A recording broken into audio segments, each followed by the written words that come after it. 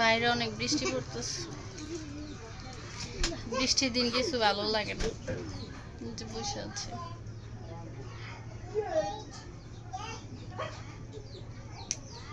খালি ঘুমাইতে ইচ্ছে করে বৃষ্টির দিন। কান ব্যথা করে গেলে, কান বিন্দাইছে আজকে অনেক দিন হয়েছে, তারপরও ব্যথা করে।